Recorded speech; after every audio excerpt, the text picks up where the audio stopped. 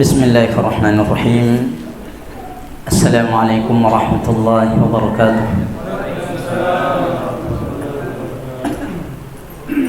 Alhamdulillahi rabbil alamin, wal 'aqibatu lil muttaqin, wa la 'udwana illa 'alal zalimin. Wa asyhadu an la ilaha illallah wahdahu la syarika lah, wa asyhadu anna Muhammadan 'abduhu wa rasuluhu. Allahumma salli ala Muhammadin wa ala alihi wa sahbihi wa man tabi'ahum bi ihsanin ila yaumiddin. Amma ba'du, fa inna asdaqal hadits kitabullah wa khairal hadi hadi Muhammadin sallallahu alaihi wa alihi wasallam, wa syarrul umuri muhdatsatuha wa kullu muhdatsatin bid'ah wa kullu bid'atin dhalalah wa kullu dhalalatin finnar. Para asatidzah dan para ikhwan sekalian yang semoga kita senantiasa dirahmati dan dimuliakan oleh Allah Subhanahu wa taala.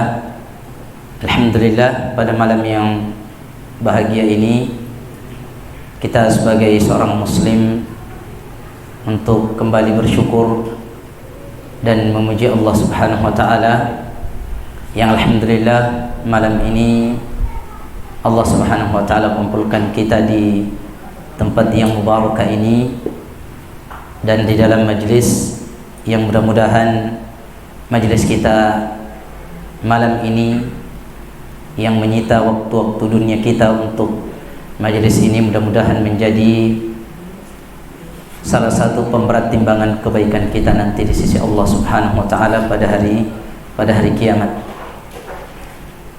Dan sebagaimana hadis yang sudah banyak kita dengarkan dan para guru kita menyampaikan, hadisnya Abu Hurairah radhiyallahu taala anhu yang diriwayatkan oleh Imam Muslim, ma qa'ada qaumun majlisan yadhkurunallaha fihi illa haffathumul malaika wa ghashiyatuhumur rahmatu wa dzakarahumullahu fi man indahu. Bahwa tidaklah seseorang itu duduk di sebuah majlis. Majlisan itu dalam bahasa Arab namanya nakirah, maksudnya umum, biar di masjid ataupun bukan di masjid. Kapan kemudian kita di sebuah tempat kita duduk di situ, yadhkurunallaha fi, orang-orang yang berkumpul itu dia senantiasa mengingat Allah Subhanahu wa taala di dalam majlis itu. Nah, Rasulullah sallallahu alaihi wasallam menyampaikan kita tiga keutamaan itu. Haffathumul malaikatu, mereka ini diliputi oleh para malaikat-malaikat Allah Subhanahu wa taala. Karena para malaikat itu para asatidzah yang dirahmati Allah Subhanahu wa taala, mereka sangat senang menghadiri majlis-majlis zikir. Dan majlis ilmu itu adalah termasuk majlis zikir. Kalau antum tanya apa dalilnya bahwa majlis ilmu seperti ini adalah disebut majlis zikir, maka firman Allah Subhanahu wa taala di dalam surah Al-Anbiya ketika Allah mengatakan fas'alu ahla dzikri in kuntum la ta'lamun, dan hendaklah kalian tanya ahlu dzikri. Apa yang dimaksud ahlu dzikri di sini? Adalah ahlul ilmi. Kenapa disebut ahlul ilmi, para ulama sebagai ahlul dzikr? Karena mereka yang banyak mengingatkan kita dengan Allah Subhanahu wa taala. Dan majlis ilmu tentu kita akan selalu diingatkan dengan Allah Subhanahu wa taala, sehingga dia termasuk majlis zikir yang mendapatkan keutamaan yang disebutkan dalam hadis Abu Hurairah tadi. Jadi haffathumul malaikah, yang mereka diliputi oleh malaikat. Nah, ulama kita ada dua penjelasannya tentang hal ini, bahwa mereka meliputi kita dari semua arah karena mereka memuliakan orang-orang yang bermajlis itu, di mana di dalamnya diingat Allah Subhanahu wa taala. Kemudian yang kedua, mereka hadir dan meliputi orang-orang yang berada di majlis itu, di mana diingat Allah Subhanahu wa taala dalamnya, karena mereka juga senang ya, dengan menghadiri majlis-majlis zikir yang seperti itu tadi yang disebutkan Allah Subhanahu wa taala dan diingat di dalamnya. Dan kita semua tahu bagaimana sifat malaikat itu. Yusabbihuna al-laila wan-nahara la yafturun. Dalam surah Nahl juz 14. Bahwa mereka yusabbihuna al-laila wan-nahar, mereka bertasbih malam hari hingga di siang hari. La yafturun, mereka tidak pernah bosan, tidak pernah futur, tidak pernah luntur dari itu. Maka kalau ada majlis zikir, maka para malaikat juga ikut di situ meliputi itu. Kemudian ghasyiyatuhumur rahmah. Dan orang-orang yang berada di majlis, di mana di majlis itu mereka mengingat Allah Subhanahu wa taala, ghasyiyatuhumur rahmah. Mereka diliputi dengan rahmat Allah Subhanahu wa taala. Ya, ghasyiyah itu artinya menutupi. Seperti Allah mengatakan di surah Al-Lail, wal laili idza yaghsha, dan malam apabila telah menutupi siang seluruhnya. Nah, orang-orang yang berada di majelis zikir, majelis ilmu, maka mereka ini diliputi rahmat dari Allah Subhanahu wa taala, dan tentu setiap kita selalu butuh dengan rahmat Allah Subhanahu wa taala. Maka salah satu di antara jalan untuk mendapatkan rahmat Allah itu adalah dengan majelis yang seperti ini. Kemudian wa dzakarahumullahu fi man indahu, dan Allah Subhanahu wa taala akan menyebut-nyebut mereka yang ada di majelis itu. Allah akan menyebut-nyebutnya ya di hadapan para malaikat-malaikat Allah Subhanahu wa taala yang ada di sisinya. Allah mengatakan juz 2, fadhkuruni adzkurkum. Hendaklah kalian mengingatku, maka Allah Subhanahu wa taala juga akan mengingat kalian. Balasan sesuai dengan apa? Sesuai dengan perbuatan. Nah, ketika kita selalu mengingat Allah Subhanahu wa taala, maka Allah akan menyebut-nyebut juga kita di hadapan malaikat-malaikat yang ada di sisi Allah Subhanahu wa taala. Dan kalau kita bertanya, siapa kita sehingga Allah mau mengingat kita? Siapa kita sehingga Allah Subhanahu wa taala mau mengingat kita? Tapi Allah Subhanahu wa taala adalah Rahman, Rahim. Maka saat kita selalu mengingat Allah Subhanahu wa taala, maka juga Allah Subhanahu wa taala akan selalu mengingat kita. Balasan sesuai dengan perbuatan seperti kaidah. Nah, para jamaah sekalian, sebenarnya yang saya persiapkan materi ini adalah pemuat dai sebenarnya. Ya, sebagaimana sampaikan senior saya di belakang, Ustaz Akbar hafizahullah. Nah, beliau tidak mengirimkan judulnya ini, ya, tentang pentingnya ukhuwah Islamiyah untuk banteng yang baik. Nah, makanya iya. Jangan itu temanya, itu yang awal yang kita persiapkan. Tidak jadi masalah, tidak apa-apa. Kita kolaborasikan, supaya kita juga tidak tinggal ini, kita juga tidak tinggalkan itu. Karena kedua-dua pembahasannya ini memang baik. Para ikhwas sekalian, para satidah yang dirahmati Allah Subhanahu wa taala.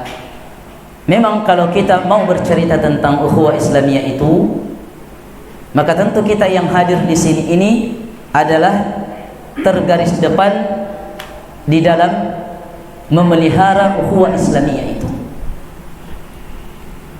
Kita sebagai seorang dai itu adalah dai yang selalu berusaha untuk menyatukan orang dan bukan memisahkan. Itu hukum asalnya. Ya, bukan menjadi dai yang suka memecah belah. Ya. Allah Subhanahu wa taala mengatakan, "Wala takunu minal musyrikin." Dan janganlah kalian wahai orang-orang yang beriman seperti orang-orang musyrik. Bagaimana itu mereka? Minal ladzina farraqu dinahum wa kanu syi'an. Mereka itu adalah orang-orang yang suka memecah agama mereka. Jadi jangan kira orang musyrik itu dia tidak berkelompok, tidak berpecah. Mereka juga berpecah. Rasulullah mengatakan Yahudi berpecah menjadi berapa? 71. Ya, kemudian orang-orang Nasara berpecah menjadi 72 sekali.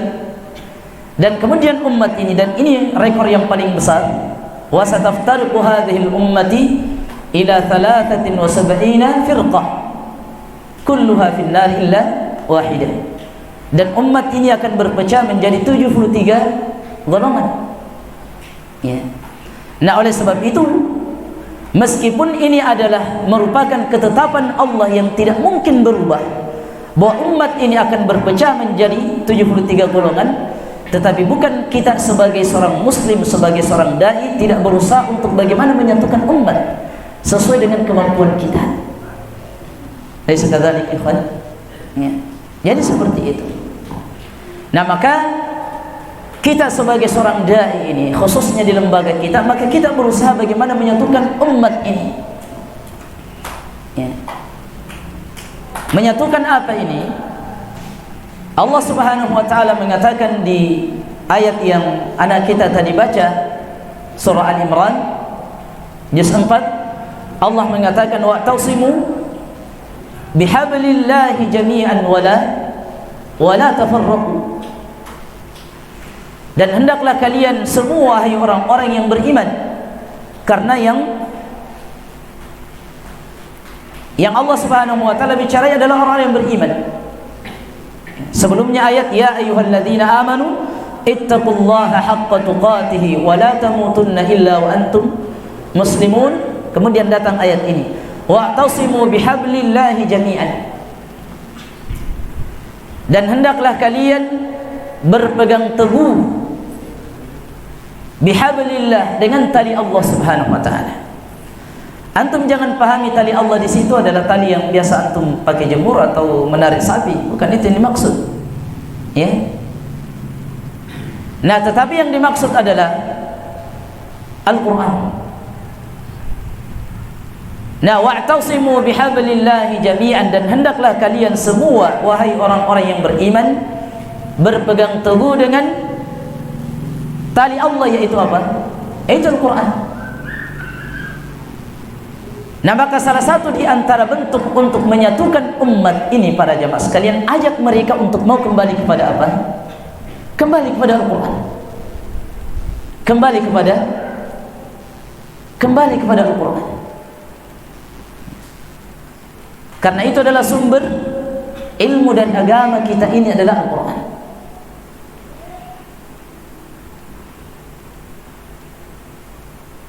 Wala tafarraqu, dan jangan kalian bercerai-berai. Allah Subhanahu wa taala sebagaimana Allah wajibkan kita untuk selalu bersatu, maka dia juga Allah Subhanahu wa taala yang mengharamkan kita untuk berpecah belah. Nah, kita para asatidzah yang dirahmati Allah Subhanahu wa taala, kita sebagai seorang dai, sebagai seorang murabbi ini, kita yang harus berada di garis depan untuk bagaimana mengokohkan dan menguatkan ukhuwah sesama kita, dan kemudian juga mengajak orang-orang bagaimana juga bisa berukhuwah sebagaimana kita berukhuwah. Dan sangat indah Rasulullah sallallahu alaihi wasallam yang tidak asing lagi hadis-hadis yang kita semua sering mendengarkan, bagaimana Rasulullah sallallahu alaihi wasallam menggambarkan kepada kita orang-orang muslim itu bagaimana kokohnya ukhuwahnya. Laisa kadzalik. Rasulullah sallallahu alaihi wasallam menyebutkan yang pertama perumpamaannya seperti kal jasadil wahid, seperti satu jasad ini. Idza ishtaka 'udwun tada'a lahu sa'iran jasad. Apabila ada yang luka, ada yang sakit dari salah satu anggota badan kita itu, maka anggota badan yang lain pun itu akan merasakan itu. Coba saja misalkan kita sakit gigi, ikhwan ya. Iya. Kadang telinga kita juga jengkel kalau mendengarkan banyak orang ribut kalau sakit gigi. Kemudian antum bagaimana lihat mulut kita, bagaimana suka dia yang mengeluarkan suara yang rintih. Ya, karena kita sakit. Ya. Belum lagi kemudian mata juga yang harusnya waktunya untuk tidur, dia juga tidak tidur karena ikut merasakan sakitnya itu gigi sebagai anggota bagian dari anggota badan.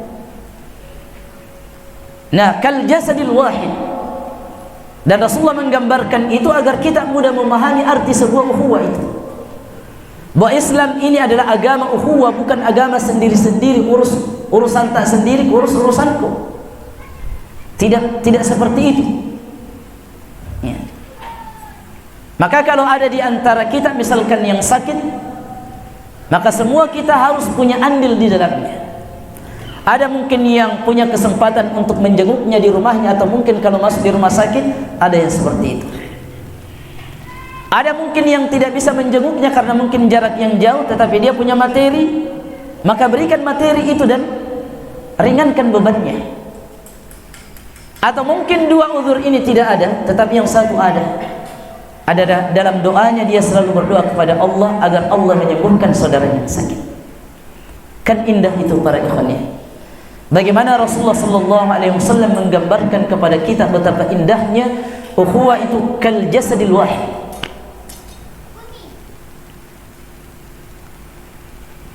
Dan ukhuwah yang dimaksud di sini bukan saja sesama kita, maksudnya ya kalau bukan dari lembaga kita, kalau misalkan masyarakat tetangga kita sakit, kita tidak peduli.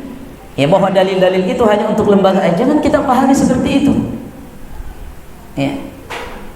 Selama kita diikat dalam bingkai la ilaha illallah Muhammadur Rasulullah, mereka adalah saudara kita.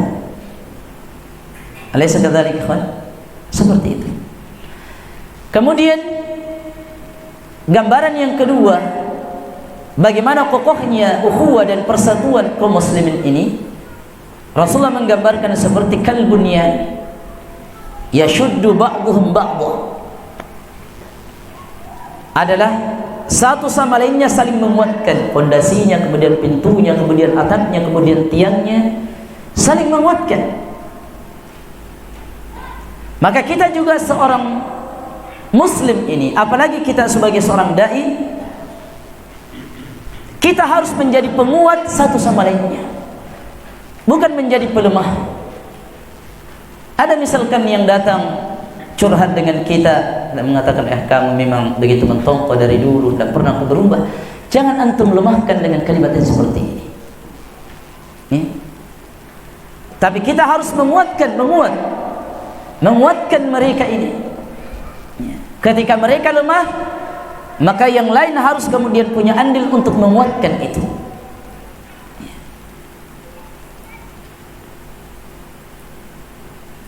Makanya Allah Subhanahu wa taala katakan, "Wala takunu kalladzina tafarraqu wa ikhtalafu min ba'di ma ja'ahumul bayyinat." Masih di dalam surah Imran, deretan ayat tadi itu. Dan ini musibah yang kita hadapi hari ini para asatidzah, para ikhwani yang dirahmati Allah Subhanahu wa taala. Adalah kadang semakin bertambah pengetahuan kita tentang Al-Quran, tentang hadis, maka justru kita semakin mudah memecah orang. Ya, alaysa kadzalik? Mudah berpisah, mudah luntur dari ukhuwah ini. Padahal Allah mengatakan apa? "Wala takunu kalladzina tafarraqu min ba'di ma wakhtalafu min ba'di ma ja'ahumul bayyinat." Antum perhatikan kalimat min ba'di ma ja'ahumul bayyinat. Dan janganlah kalian, wahai orang-orang yang beriman itu, seperti orang-orang yang bercerai-berai, wakhtalafu, dan suka berselisih, min ba'di ma ja'ahumul bayyinat, setelah keterangan-keterangan dan bukti-bukti tentang kebenaran mereka tahu. Coba antum perhatikan, kadang-kadang kita ketika kita masih awam, akrabnya kita dengan teman-teman kita awam, ada sekali. Tapi ternyata setelah kita justru belajar banyak hadis yang kita hafal, banyak ayat, justru semangat ukhuwah itu justru kita tinggalkan. Justru bahkan kita pun dalam satu lembaga satu sama lainnya saling ya tadabarun, saling membelakangi, tidak baku ngomong satu sama lainnya. Ini musibah, padahal kita sudah tahu dalilnya. Padahal sebelum kita tahu dalilnya mungkin secara tafsil, secara rinci, sebelum kita hijrah, Masya Allah ukhuwah kita sama-sama jalan kemana, tidur sama-sama, makan sama-sama, begitu kuatnya. Tetapi ketika kita sudah belajar, yang harusnya tadi itu harus semakin dikokohkan ukhuwah kita, tapi justru karena mungkin merasa kita semua adalah sudah punya ilmu, sudah punya ini dan sebagainya, maka kadang-kadang kita memilih jalan sendiri dan tidak lagi memperduli ukhuwah itu. Ini adalah kekurangan kita. Nah, kata Allah Subhanahu wa taala, orang yang seperti ini Allah benci. Ya. Wala takunu kalladzina tafarraqu wakhtalafu min ba'di ma ja'ahumul bayyinat. Apa sanksinya? Wa ulaika lahum adzabun azim. Mereka itu kelak akan mendapatkan azab yang sangat pedih. Ya. Saya pahami para ikhwan. Nah, kemudian para ikhwan sekalian yang dirahmati Allah Subhanahu wa taala. Antum kalau perhatikan surah Al-Hujurat di juz 26, dalam surah Al-Hujurat itu makanya disebut namanya yang lain suratul akhlaq, ya surat akhlak, karena di dalamnya itu disebutkan bagaimana akhlak kita kepada Allah Subhanahu wa taala pertama, dan ini harus, ya ayyuhalladzina amanu la tuqaddimu baina yadayillahi wa rasuli wattaqullaha innallaha samii'un 'alim. Ya, karena mustahil ada seorang dai atau seorang alim, seorang ustaz, seorang murabbi yang akhlaknya bagus dengan manusia tetapi kepada Allah tidak bagus. Itu tidak masuk di akal itu. Ya. Atau sebaliknya, ada yang masya Allah akhlaknya dengan Allah Subhanahu wa taala luar biasa, tetapi kepada makhluk, ya, tidak mencerminkan bahwa dia adalah orang yang dekat dengan Allah Subhanahu wa taala. Nah, di dalam surah Al-Hujurat, setelah Allah menyebutkan bagaimana adab seorang mukmin kepada Allah, kemudian yang kedua bagaimana adabnya seorang mukmin terhadap Rasulullah sallallahu alaihi wasallam, ya. Kemudian antum lihat bagaimana Allah Subhanahu wa taala menyebutkan dan mengharamkan di beberapa ayat. Semua yang diharamkan itu adalah sarana yang bisa apa? Sarana yang bisa mengarahkan kita kepada bombe, kepada perpecahan. Antum coba lihat, mulai dari apa ikhwan?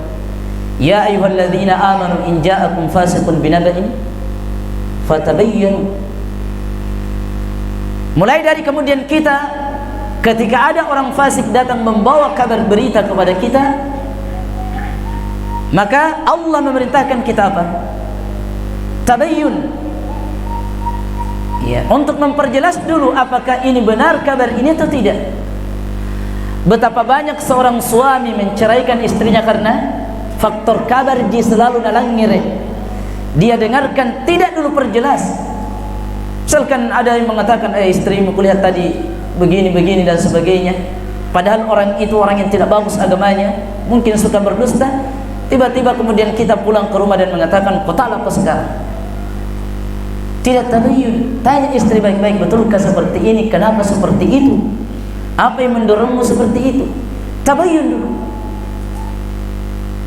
Dan betapa banyak para ikhwan, ya, seorang dai yang satu, kemudian dai yang lain, itu saling membelakangi disebabkan karena persoalan kabar yang tidak ditabayyun.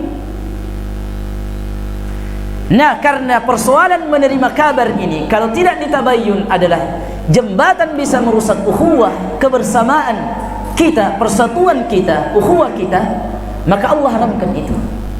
Maka kita sebagai seorang murabbi, seorang dai, tidak seperti orang awam saat mendengarkan kabar-kabar.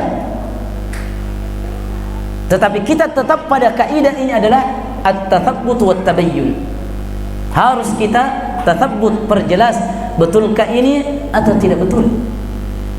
Nah, ini muskilahnya sebagian kita seperti itu. Ya.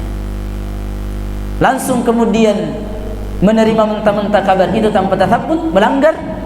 Ya, akhirnya apa yang terjadi? Ya, tadinya masya Allah berkasih sayang, kemudian berubah menjadi kebencian hanya persoalan kabar. Kemudian para ikhwan,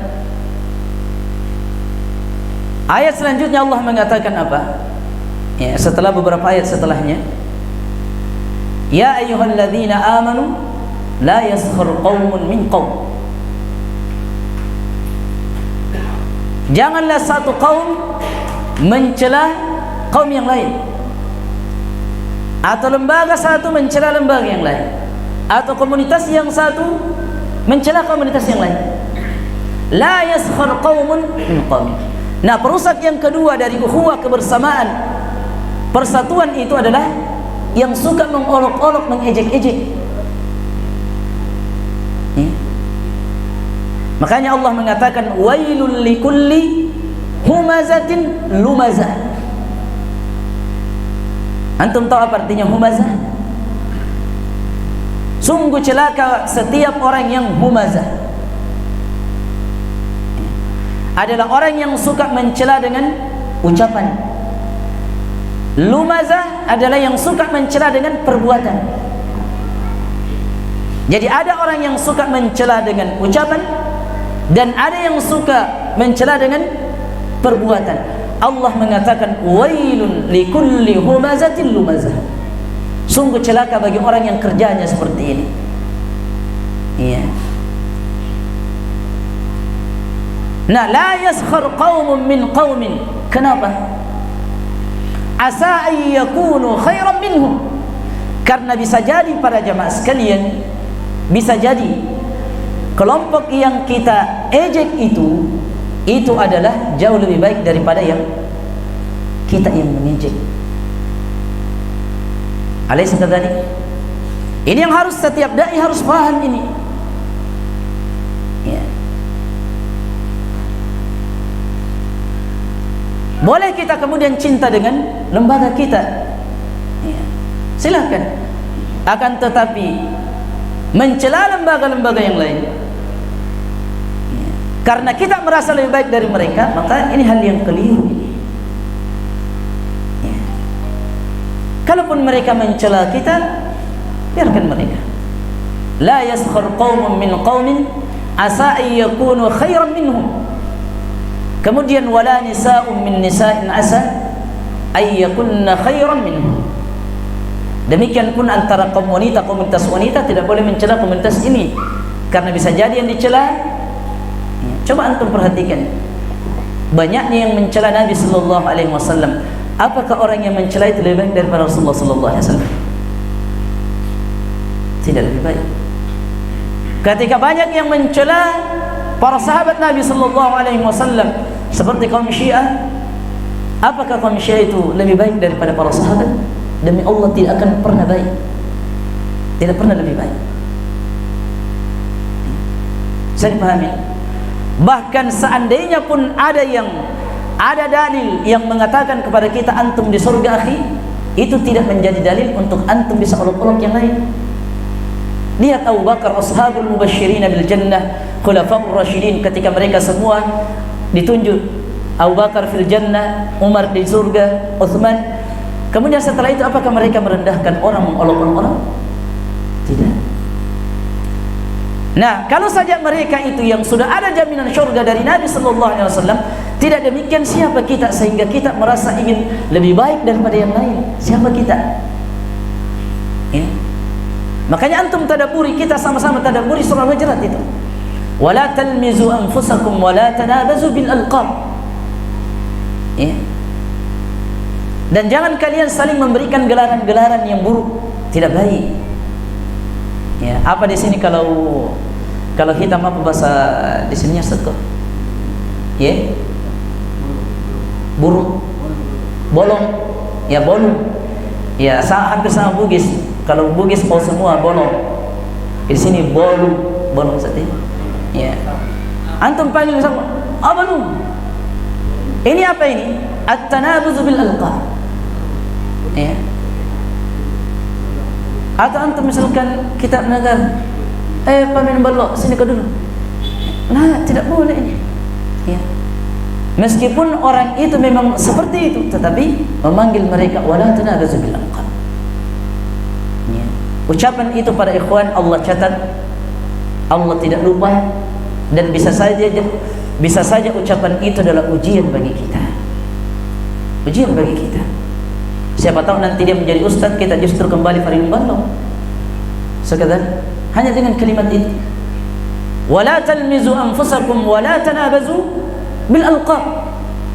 Apalagi kemudian kita mengatakan kelompok ini sesat, kelompok itu sesat dan sebagainya. Masyaallah. Dari mana antum tahu?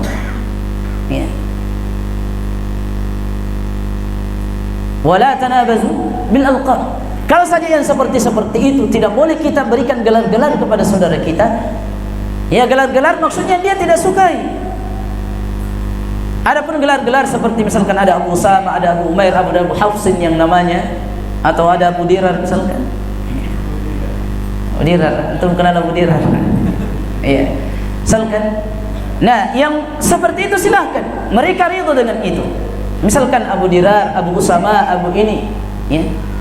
Tapi ketika ada gelar-gelar yang mereka tidak suka dipanggil dengan gelar-gelar yang seperti itu, maka tidak boleh. Semua ini kenapa ya ikhwan? Untuk menjaga ukhuwah dan kebersamaan. Sekadar. Kemudian setelah itu,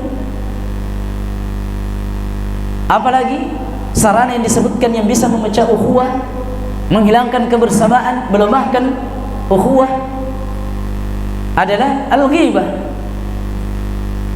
Ada sekadar al-ghibah. Kemudian buruk sangka. Dua ini. Ya ayyuhalladzina amanu jtanibu katsiran minadh-dhanni inna ba'dadh-dhanni itsmun wa la tajassasu wa la yaghtab ba'dukum ba'dha. Nah, apa yang disebutkan saat yang keberapa ini? Su'udzan. Buruk sangka. Ya. Ini juga sama ikhwan. Rasulullah mengatakan iyyakum wadhanna. Hendaklah kalian jauhi yang banyak bersangka itu. Ya. Setiap ada orang nabonceng, wah kuliah kita di Ustaz Yanu, nabonceng anunya, padahal mungkin tantenya atau ponakannya, atau mungkin istrinya yang tidak pernah kita lihat, tapi baru lihat sekilas. Makanya Rasulullah SAW pernah berjalan bersama siapa? Sofia di kegelapan. Kemudian ketika dilihat oleh dua sahabat Ansar, dia langsung pergi. Maka Nabi SAW cepat mengejarnya dan mengatakan sesungguhnya yang saya temani jalan itu adalah Sofia, istrinya. Dikhawatirkan apa? Nanti berburuk sangka boy, Rasulullah jalan sama cewek. Nah, untuk mencegah itu maka dia langsung pergi dan mencegah sahabatnya itu dan mengatakan sesungguhnya dia adalah istriku Sofia. Karena syaitan itu yajri majrad dam, kata Nabi SAW. Ya, maka kalau tidak dicegah, maka kemungkinan kita akan berburuk sangka. Maka sama juga para ikhwan, ketika ada saudara kita misalkan ya main apa dan sebagainya, judi kipas itu, dari mana tentang judi? Padahal ya antum tidak pernah langsung melihat dan sebagainya, ya. Kecuali mungkin pas saksi datang, Ustaz ini nih saya rekam video begini nih, baru ya. Tapi hanya sekedar menduga-duga lalu kemudian antum langsung memvonis bahwa dia judi atau apa dan sebagainya, maka ini tidak boleh ikhwan. Kita sebagai seorang dai, sekali lagi kita adalah di garis depan untuk menjauhi hal-hal yang seperti ini. Sebelum kita mengajarkan masyarakat, orang-orang di sekeliling kita tentang ukhuwah, maka kita yang harus perbaiki ukhuwah dulu. Dengan apa? Memusuhi sarana-sarananya yang bisa mengantar kita kepada ini. Kalau kita ingin melihat bantai menjadi baik, ya. Saya dipahami? Nah, kemudian wala tajassasu, dan jangan saling memata-matai. Antum kirim, coba antum mata-matai itu salat jadi masjid apa tidak, pergi nanti pergi, jangan antum kirim mata-mata. Ya, itu mata yang paling buruk, itu adalah mata yang suka mencari dan mengawasi aib saudara muslimnya. Tidak boleh. Ya. Saya dipahami? Kenapa sih? Ini lagi sarana untuk memecah ukhuwah. Kemudian yang ketiga adalah wala yaghtab ba'dukum ba'dha, dan ini tidak perlu kita jelaskan karena semua kita sudah paham hal ini.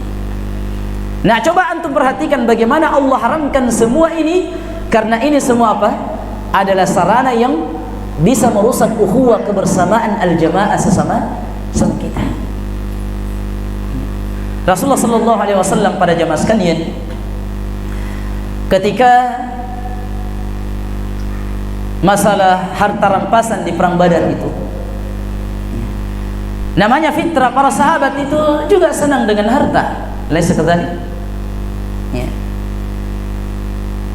Ada yang bagi banyak, ada yang sedikit, ada yang ini. Akhirnya mereka segiak-giak mulut. Ya.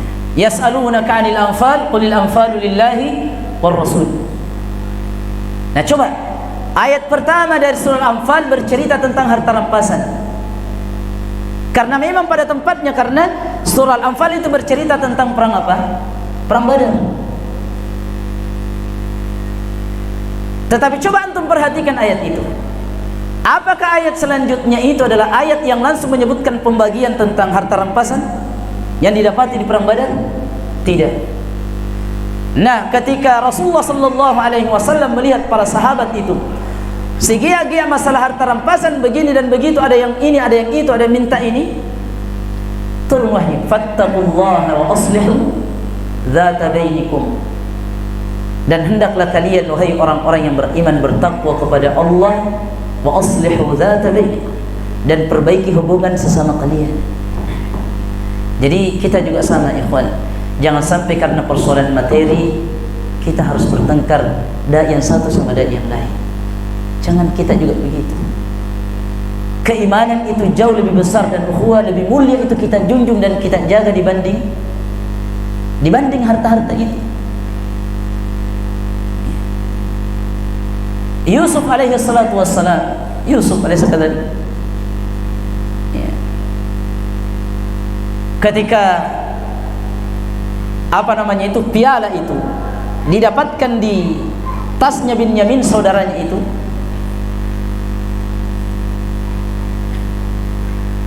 mereka ini saudara-saudaranya mengatakan, iyasriq faqad saraqa akhun lahu min qabl. Kalau dia mencuri ini Binyamin, maka tidak heran lagi karena saudaranya juga dulu mencuri. Maksudnya Nabi Yusuf dia singgung. Tapi coba bagaimana sikapnya Nabi Yusuf alaihi salatu wassalam untuk menjaga perasaan saudaranya supaya tidak tersinggung. Dia marah di dalam hatinya. Karena dituduh juga seperti saudaranya Binyamin. Fa asarraha Yusuf fi nafsihi wa lam yubdiha lahu. Dan Yusuf itu menyembunyikan kemarahannya di dalam hatinya, dan dia tidak nampakkan kemarahan itu kepada saudara-saudara untuk menjaga apa? Untuk menjaga ukhuwah. Maka kita juga nasihatkan saya dan antum. Kadang-kadang kalau misalkan ada sahabat kita menyinggung kita sedikit, maka untuk menjaga maslahat yang besar ukhuwah itu, maka antum pendam saja dalam diri, jangan tampakkan untuk menjaga ukhuwah. Memang kita sakit. Tapi Yusuf alaihi salatu wassalam mengajarkan kita bagaimana pentingnya berukhuwah daripada kita saling membelakangi. Laisa kadzalik. Maka kita juga harus punya sikap-sikap dan belajar dari beliau.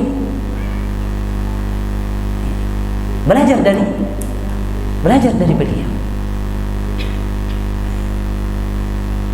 Nah, para ikhwas sekalian yang dirahmati Allah, para asatidzah, yang terakhir yang kita ingin sampaikan, karena waktu juga kita menginginkan kita sering dengarkan hadisnya Abu Hurairah radhiyallahu taala yang Rasulullah kabarkan kepada kita, sab'atun tudhilluhumullahu fi dhillin yawma la dhilla illa dhilluh. Ada 7 yang akan mendapatkan naungan pada hari kiamat. Di naungan apa ini para asatidzah? Naungan arsy-Nya Allah Subhanahu wa taala di padang mahsyar. Salah satu di antaranya amalannya apa, ikhwan? Wa rajulani tahaba fillah ijtama'a alaihi wa tafarraqa alaihi. Dan 2 orang yang saling mencintai, bersaudara, saling mencintai karena Allah, dia bersatu lillah, dan kita ingin seperti itu. Ketika kita ini diikat dengan ukhuwah imaniyah, ikhwas sekalian, maka kita mencintai saudara kita satu sama lain ada di sini adalah lillah. Tahaba fillah, ijtama'a alaihi, dia berkumpul juga karena Allah Subhanahu wa taala. Waftaraqa alaihi, dan dia juga berpisah karena Allah Subhanahu wa taala. Orang yang seperti ini persaudaraannya, dia akan mendapatkan naungan kelak pada hari kiamat di sisi Allah Subhanahu wa taala. Maka ini yang harus ada dalam diri kita. Di saat kita ingin berusaha keluar dari ukhuwah, ya, antum ingat hadis Nabi ini, bahwa saya butuh dengan naungan Allah sebagaimana saya butuh dengan naungan di dunia ini dari terik matahari ataupun hujan. Maka kebutuhan kita terhadap naungan Allah di padang mahsyar itu jauh lebih besar. Kenapa untuk mengingat ini? Agar kita dengan tidak mudah menjadi orang yang mudah berpisah, mudah membombe, mudah membelakangi saudara kita. Ya, makanya selalu kayak sampaikan, biar antum juga ataupun teman-teman di Bulukumbah, ya, berukhuwah itu ikhwan jangan cengeng. Ya, berukhuwah itu jangan cengeng. Jangan selalu antum pahami bahwa ketika kita sudah diikat seperti ini berarti tidak ada kelis. Pasti itu ada bumbu-bumbunya dalam berukhuwah, karena kita ini adalah dilahirkan dari ibu yang berbeda, tidak sama. Kalau saja kadang kita satu ibu, itu watak kita kadang berbeda-beda, kakak kita dengan adik kita, apalagi kita seperti ini. Itu hal biasa itu.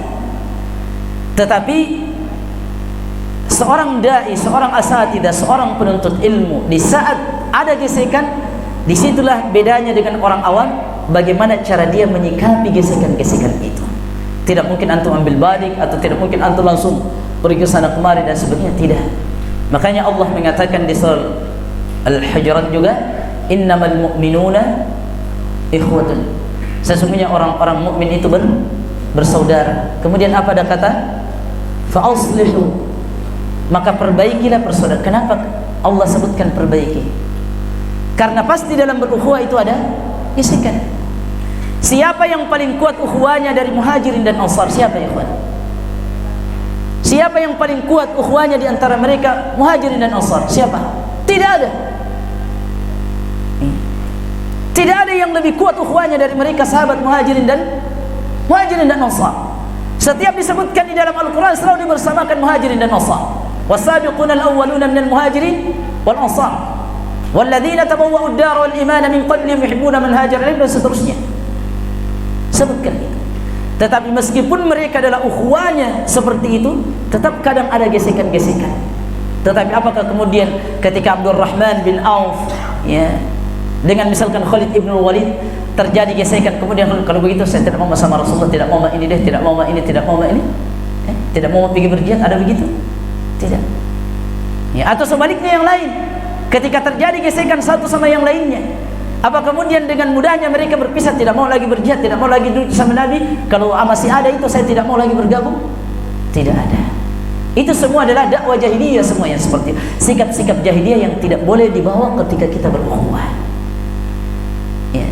Dan juga salah satu di antara yang menguatkan ukhuwah ikhwas sekalian seperti yang Nabi sallallahu alaihi wasallam sampaikan adalah tahabu.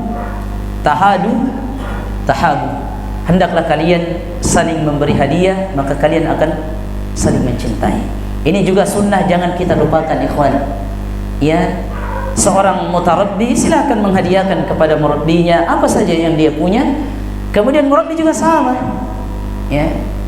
Dia kadang-kadang juga memberikan hadiah kepada mutarabbinya. Untuk apa semua ini? Adalah untuk menumbuhkan dan menguatkan ukhuwah kita. Sekali lagi ikhwan sekalian, bahwa dengan ukhuwah kita akan menjadi kuat insyaallah, dan jalan dakwah kita akan semakin baik, semakin organisir. Tapi tanpa ukhuwah, ya, maka kita juga tidak akan mendapatkan hasil yang maksimal. Karena apa? Karena perpecahan itu identik dengan kelemahan dan kerapuhan. Makanya Allah mengatakan, wa atiullaha wa rasulahu wa la tanaza'u fatafshalu wa tadhhab rihukum wasbiru. Ya, maka sekali lagi, ya, untuk kemudian menolong agama Allah ini, untuk menjaga agama Allah ini, maka salah satu di antara sarana terbesar adalah kita harus menjaga ukhuwah kita, ya, sesama muslim. Dan jika terjadi gesekan-gesekan, maka tentunya harus kemudian kita satu sama lainnya saling memperbaiki. Saya kira demikian apa yang bisa kita sampaikan pada malam ini para asatidah yang dirahmati Allah Subhanahu wa taala. Tentu semua yang benar datang dari Allah Subhanahu wa taala dan Rasulnya. Adapun yang salah dari kekhilafan saya dari syaitan, semoga Allah Subhanahu wa taala mengampuni kita seluruhnya. Dan kita tutup doa kafaratul majlis. Subhanakallahumma bihamdika asyhadu an la ilaha illa anta astaghfiruka wa atubu ilaik. Wa sallallahu ala nabiyina Muhammadin wa ala alihi wa sahbihi wasallam. Assalamualaikum warahmatullahi wabarakatuh. Waalaikumsalam.